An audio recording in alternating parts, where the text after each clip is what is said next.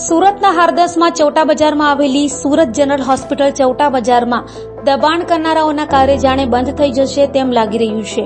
માથાભારે દબાણ કરનારાઓ અંગે ગૃહમંત્રીને પણ પત્ર લખાયો છે, છતાં દબાણકર્તાઓનો કોઈ નિવેડો ન આવતો હોય હોસ્પિટલ સંચાલકો દુઃખી જોવા મળ્યા હતા.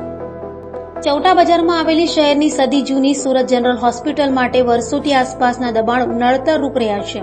એમ્બ્યુલન્સ સુદ્ધા મુશ્કેલીથી આવી શકે છે. પાલિકા અને પોલીસ ખાતું દબાણો દૂર કરવાની કહેવા પૂરતી કાર્યવાહી કરે છે, પરંતુ થોડા જ દિવસોમાં ફરી દબાણો થઈ જાય છે.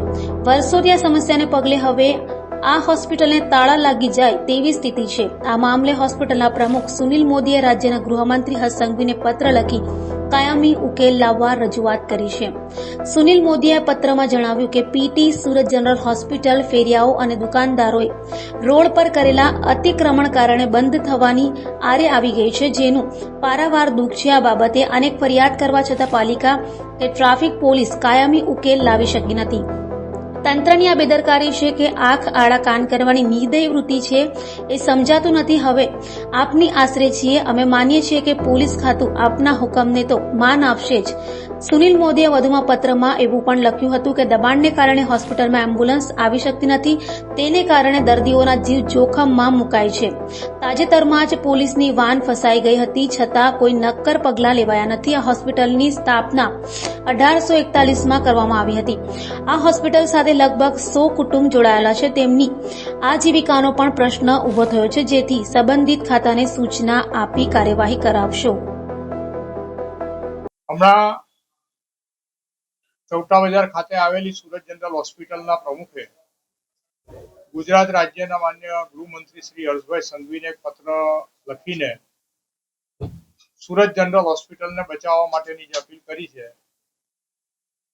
આ માટે ઘણા વર્ષોથી રજૂઆતો હું પણ કરતો રહ્યો છું. આ જ વિસ્તારના પ્રતિનિધિ તરીકે વારંવાર મેં મહાનગરપાલિકા અને પોલીસ કમિશનરને પત્રો લખ્યા છે, પરંતુ રૂટીન મુજબ 2-4-5 દિવસ કામગીરી ચાલે છે અને કોઈક ને કોઈક કારણસર એ કામગીરી પાછી બંધ કરી દેવામાં આવે. દાસ સાહેબના ટાઈમમાં દાસ સાહેબે 3 મહિના માટે આ દબાણ ખસેડી નાખેલું હતું. પુષ્કળ સારી રીતે કામગીરી તે સમયે થઈ હતી.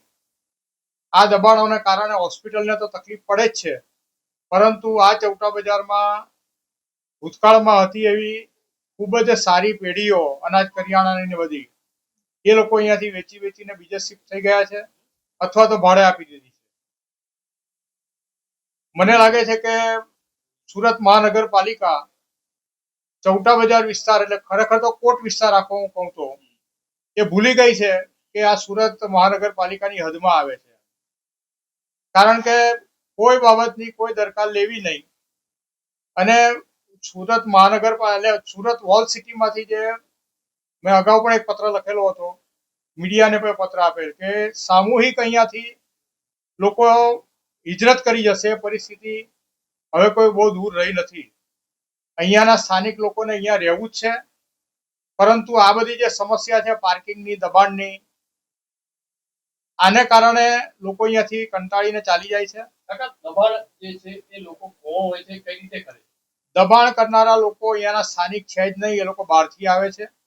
એવું કહેવાય છે કે સ્થાનિક દુકાનદારો એમની પાસે ભાડું વસૂલે છે.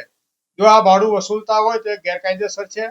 જેમ ચંડોળા તળાવમાં પેલો કોઈ બિહારી જો ભાડું વસૂલતો હતો ને એ ગેરકાયદેસર હોય, તો અહીંયા સરકારી જમીન પર જો કોઈ દુકાનદારો ભાડું વસૂલતા હોય અને તે બહારથી લોકોને લાવીને વસૂલતા હોય તો એ પણ ગેરકાયદેસર જ છે. એવા દુકાનદારોને પણ આઈડેન્ટિફાઈડ કરીને એની પર પગલાં ભરવા જોઈએ, કારણ કે આવા લોકોને લીધે સ્થાનિક લોકોએ ભોગવવું પડતું હોય છે. તો મારી તંત્રને વિનંતી છે કે હવે આ પ્રમુખનો પત્ર એ આખરી પત્ર બની રહે અને અમારી મહાનગરપાલિકા સુરત જનરલ હોસ્પિટલ અને સ્થાનિક લોકો અહીંયા રહી શકે એને માટે પ્રયત્નશીલ થાય. હવે તો એમણે જે પત્ર મેં વાંચ્યો છે એમાં તો એમણે જે બહુ દર્દભરી રીતે લખ્યું છે કે અમને ખાતરી છે કે પોલીસ ગૃહમંત્રીનું તો સાંભળશે જ. એટલે હવે પછી જો દબાણ થઈ જાય ફરી વખત તો એ ગૃહમંત્રીની પ્રતિષ્ઠાનો પ્રશ્ન છે એનો. કારણ કે જો હવે દબાણ થયું ને પોલીસ કોઈ કામગીરી નહીં કરે તો એવું કહેવાશે કે ભાઈ આ તો ગૃહમંત્રીને પણ ગાંઠતા નથી.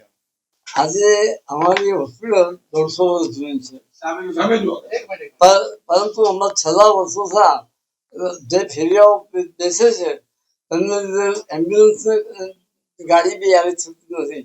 પર્ટિક્યુલરલી જો સાંજના તમે આવો 5 વાગે તો પછી કોઈ ગાડી આવી શકે નહીં. હવે એને માટે અમે આ દૂર કરવા માટે કાગળો ઘણા લખ્યા લોકલ પોલીસે. ત્યાર પછી અમે તો અમદાવાદને કાગળ લખ્યો છે. હવે મેઇન વસ્તુ એ છે કે આ ફેરિયાઓની સામે અમારી ફરિયાદ નહીં મળે, પણ હકીકત તો ગવર્મેન્ટે લોકોને અમે આટલી રજૂઆત કરી તો કોઈ જગ્યાએ માર્કેટ આટલા એરિયામાં કોઈ બિલ્ડિંગ એક્વાયર કરીને તો માર્કેટ બનાવી જોઈએ. કેટલું હેરાન થવું પડે છે એમ્બ્યુલન્સ ને, કેટલું હેરાન થવું પડે? હે? એમ્બ્યુલન્સ કેટલી હેરાન થાય છે આવતી વખતે? હા તો એમ્બ્યુલન્સ આવી જ નહીં શકે સાંજના. તમે જો સાંજના ઝંડુ ફાર્મસી છે ત્યાંથી અવાજ આવતો નહીં આવી શકે, આમ ચોકટા બજારમાંથી બી નહીં આવી શકે. ચોકટા બજારમાં જાઓ તો ત્યાંથી પણ નહીં આવી શકે. કે આમ લાલગેટ થી અવાજ આવો તો બાલાજી રોડ પર કોના પર બધું એન્ફોર્સમેન્ટ છે. એટલે ફક્ત એક જ રસ્તો ખુલ્લો છે, તે આપણે કોટ સફી રોડ થી આવીએ તે રસ્તા દ્વારા વસ્તુ થાય. કોણ કરે છે દબાણ? કોણ કરે છે દબાણ? કોણ કરે છે દબાણ કોણ કરે છે? દબાણ નથી કરતા એ લોકો. દબાણ દબાણ દબાણ તો ફેરિયા ઉભા એટલે દબાણ થાય ને. લોકો કરે છે. હું કેમ કહું, કારણ કે ફેરિયાઓ કરે તમે ખરીદી કરો છો તો ફેરિયાઓ આવે છે ને. કેટલા વર્ષોથી આ દબાણ હતું? ઘણા વર્ષો થઈ ગયા. શું હવે માંગણી શું છે? અમારે દબાણ દૂર કરવાની માંગણી છે અમારી. આ દબાણ દૂર થાય ને સહેલાઈથી અમારી એમ્બ્યુલન્સ આવી શકે. એનું કારણ કે એમ્બ્યુલન્સ ની ડાક્ટરોની ગાડી પણ નથી આવી શકતી અને ડાક્ટરો પણ નથી આવતા. બસ છેલ્લા કેટલા વર્ષો છે ડાક્ટરો આવવાનું મળે જ કે તમારે તો આવવામાં અમારી ગાડી જમાથી આવવા નથી, અમે નહીં આવીએ. સર આપનું નામ? રજનીકાંત ચોકસી.